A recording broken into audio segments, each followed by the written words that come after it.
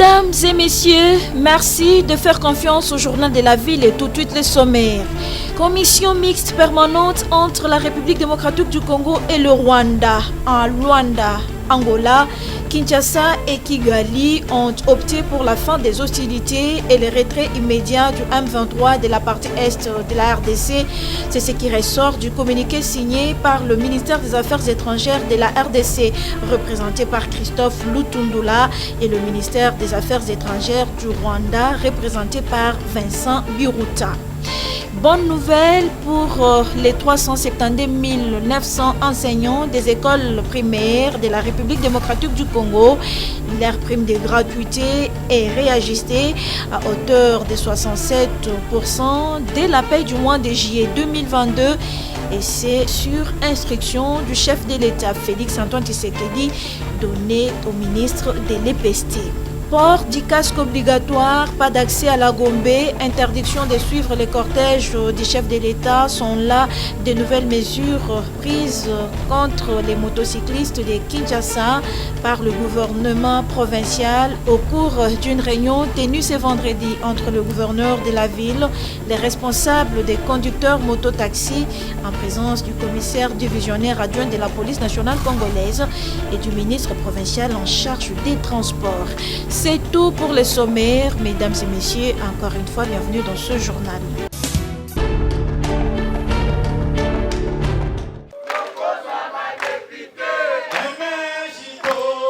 Le président national du mouvement des réveils de la jeunesse congolaise, Maître John Bayantita, recadre l'ancien président ad intérim de l'UDPS, Jean-Marc Kabunda Kabound, sur ses propos diffamatoires à l'endroit du régime en place, le qualifiant d'incompétent.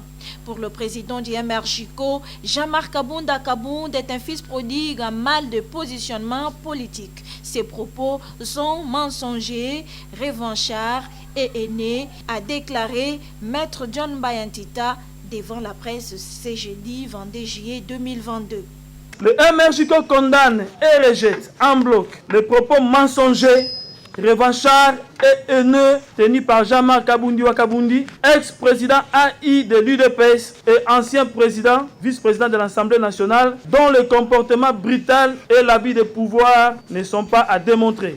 Quand M. Kabundi Wakabundi dit que le peuple, au lieu de soutenir le FRDC et marcher contre l'ambassade du Rwanda, devrait plutôt marcher contre le chef de l'État, car il les qualifie d'un danger à la tête du pays qu'il faut absolument chasser. Le nouveau riche du quartier Kingabwa a dévoilé à la face du monde le projet qui s'est tramé en cachette pour liquider notre bien-aimé, le chef de l'État Félix Antoine Tshisekedi Tshilombo. Il a activé son plan de déstabiliser et renverser les institutions républicaines démocratiquement élues et devrait s'attendre à affronter la résistance populaire, car notre constitution nous recommande de faire échec à tout individu ou groupe d'individus qui tenterait de renverser les institutions démocratiquement élues et de prendre le pouvoir par la force. Quand M. Kabundi Wakabundi accuse le président de la République d'incompétent et de jussaire, n'ayant aucune vision pour le pays, ayant fait des gouverneurs de province, de filles et garçons de course, il a outrepassé ses limites et animé par son esprit revanchard après qu'il ait démissionné de lui-même de son poste de premier vice-président de l'Assemblée nationale avant d'être viré à la tête de l'UDPS pour son comportement antipatriotique.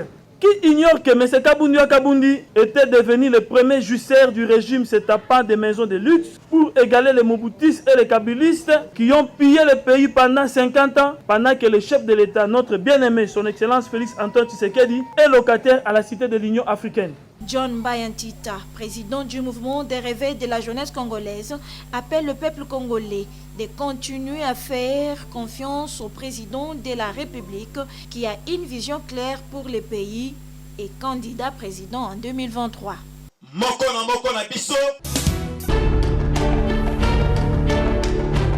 Lors d'une conférence de presse tenue ce vendredi 22 juillet 2022 à Kinshasa, l'ancien ministre du Développement rural, Justin Bitakwira, a longuement recadré l'ancien secrétaire général de l'Union pour la démocratie et le progrès social UDPS, Tshisekedi, Jean-Marc Kabound, qui a sévèrement critiqué le président de la République, Félix Tshisekedi, lors de sa récente conférence. Pour Justin Bitakwira, Jean-Marc Kabound n'a pas de leçons à donner.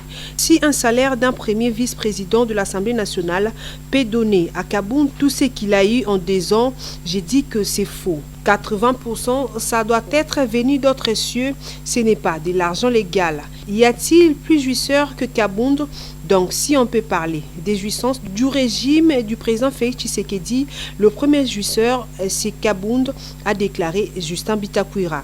Et d'ajouter, donc si quelqu'un va me dire qu'il y a un régime des jouisseurs, que quelqu'un d'autre le dise, je les lui interdis.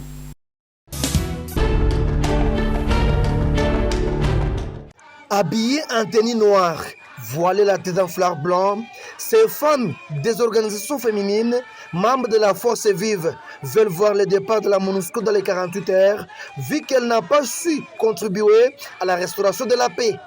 Ils ont échoué leur mission.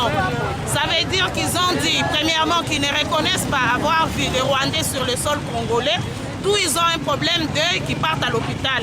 Deuxièmement, ils ont dit qu'ils n'ont pas de moyens pour combattre les ennemis de la RDC. Ça veut dire pour nous, ils n'ont pas de raison de rester en RDC.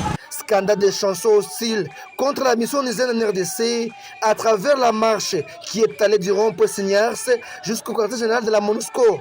Ces femmes sont déterminées de voir le départ de la MONUSCO comme elle a montré sa complicité avec l'ennemi et sa faiblesse. Nous supposons que la MONUSCO est maintenant complice. Parce que comment expliquer, elle qui était venue avec une mission bien déterminée de nous sécuriser, elle vient de déclarer qu'elle n'est plus capable de nous sécuriser. Soit c'est une faiblesse de sa part, mais nous supposons que c'est une complice. Plus de 20 millions de personnes ont perdu la vie sous les ailes de la MONUSCO. Cela prouve une méfiance, donc la MONUSCO doit partir, déclare une manifestante. Il faut que la MONUSCO parte parce qu'il n'y a pas de résultat.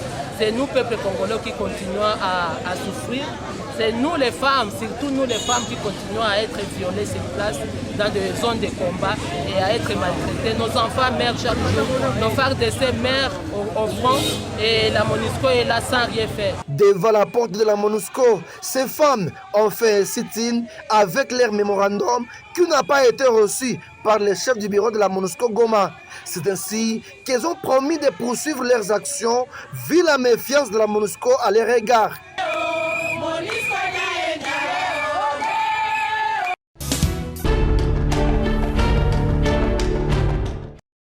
La saison sèche amène beaucoup de conséquences, entre autres la diminution des eaux du fleuve Congo et cela pose problème pour le bon fonctionnement des machines, dont la centrale hydroélectrique d'Inga. Ce phénomène est appelé étillage.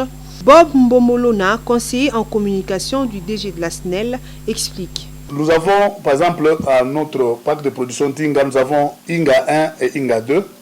Un groupe d'Inga 1 pour tourner en 1 seconde, il a besoin de 130 mètres cubes d'eau. Et un groupe d'Inga 2 a besoin de 320 mètres cubes d'eau par seconde pour tourner. Mais comme quand on dit à la population, le réchauffement climatique a des conséquences sur notre fonctionnement, les gens parfois ne comprennent pas. Dans le temps, le fleuve avait un débit régulier. S'il ne plaît pas à l'ouest, il plaît au nord.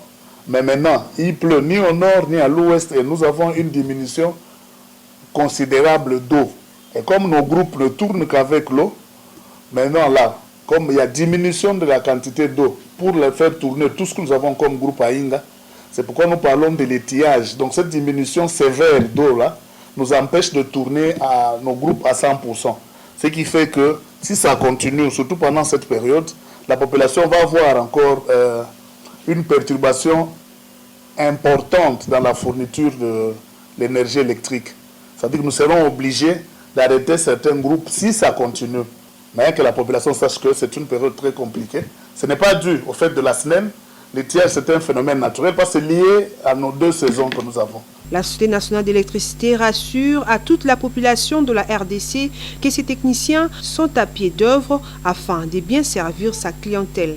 Mais sinon, nos ingénieurs sont à pied d'œuvre pour contourner cette difficulté et permettre aux Quinoises et aux Quinois et aux Congolais tout entiers de continuer à bénéficier de l'électricité. Pour lutter toujours contre ces intrus qui empêchent à l'eau de venir vers nos groupes en quantité suffisante, nous avons mis des dragues de manière à chasser le sable et avoir un niveau suffisant d'eau.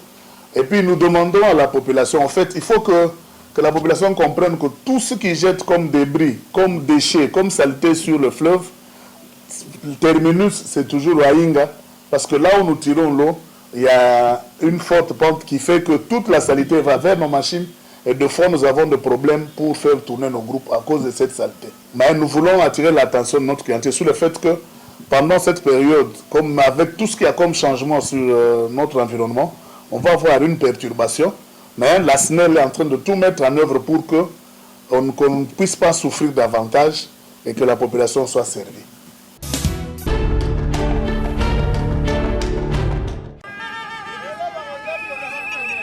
Coup de sifflet et mégaphone, habillés en tenue de travail, les prestataires affectés à la riposte contre la Covid-19 revendiquent leurs arriérés. Ils ont pour ce faire organisé un sit-in ce jeudi 21 juillet 2022 devant la primature pour demander au Premier ministre, chef du gouvernement Jean-Michel Samalou Kondé de donner son cutis pour que leurs arriérés soient payés.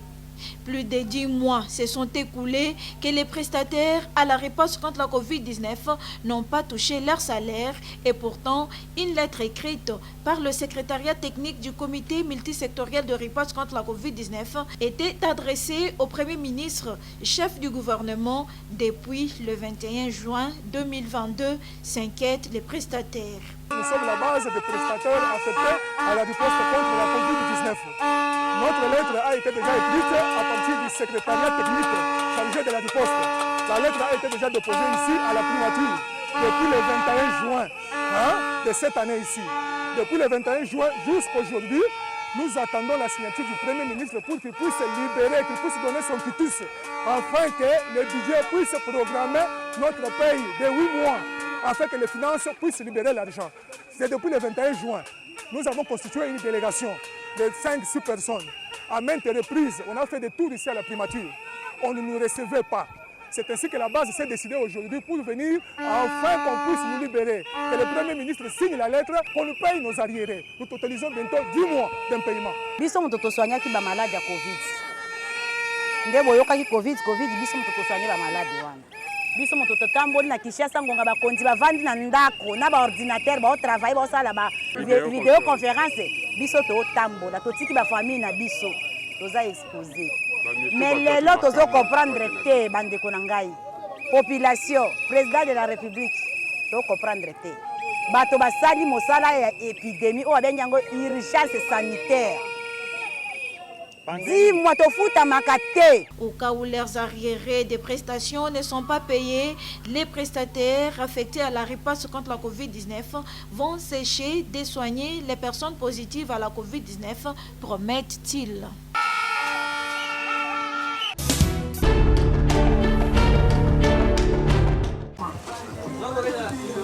La débrouillardise se porte bien à Kinshasa, la capitale. Pour preuve, il est difficile de passer par un coin de rue sans en trouver une activité commerciale. Au quartier Eradi, dans la commune de Selembao, se situe un dépôt de braise en gros, comme on détaille. Malheureusement, les vendeurs sont butés à des difficultés énormes et tracasseries de la part des agents de l'ordre qui dénoncent. Les policiers sont makasi. C'était les policiers en bata. Okomona oyaye a Zimbongo, era kokende mususu ayaye a Zimbongo, era kokende seke tracasserie eleki na kobeta na ba o bazwaka baya kosala bazosala patrouille na butu soki baye bakuti makala na se baye bazwi makala bakena kozala tracasserie moko ya ba policier oyo ambata batili biso na ngambo komona biloko soki na moyi komona bakoya bakosala tracasserie ko kirmasi ba commerçant kobeta batu ba déchargement na routine bango komona bakoya bozopesa bambongo deux fois. Musu pesi mbala moko mususu koya na ndenge na ye okomona presque toza mal à l'aise toza mal vina ba presque na ba soda. Ces commerçants appellent les autorités à réguler cette situation car ils sont soumis à diverses taxes. Bafongola biso non d'abord misala. En plus to misala ezaki tozo sala même na technique na biso mwa wa mesa mwa 100 fois 200 na bango wana kino kusoma makala. Tracasserie ezalati. Je sais pas papa Fati abongisa na ba policier. Biso toza peuple tozo luka nazo teka makala ko bala na ngabalia après bapolicier bazoya kozwa biloko na tracasserie kobeta kobundisa bakommerçant na butu. Dans la difficulté du courant, les ménagères recourent à la braise pour la cuisson des mets, raison pour laquelle les fournisseurs doivent jouir aussi de leurs services rendus.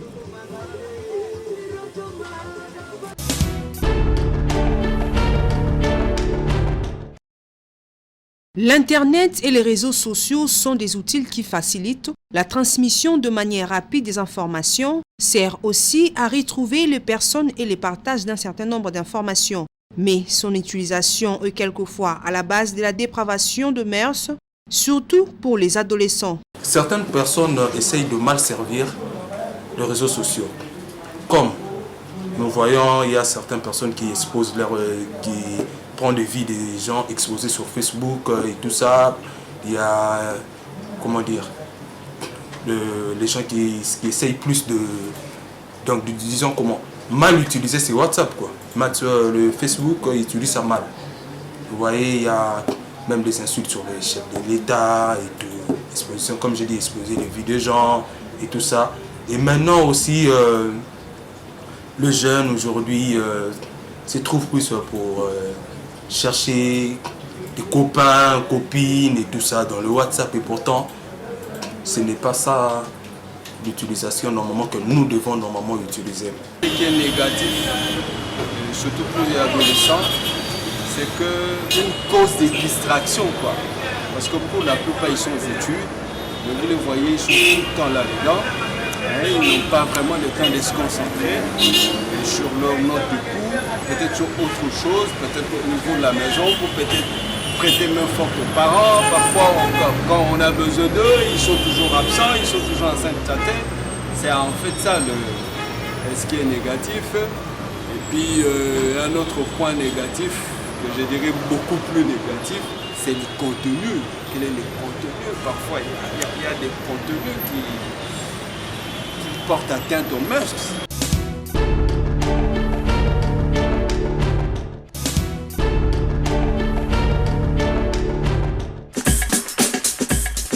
Nous sommes arrivés à la fin de ce journal de la ville. Mesdames et messieurs, merci pour votre attention soutenue.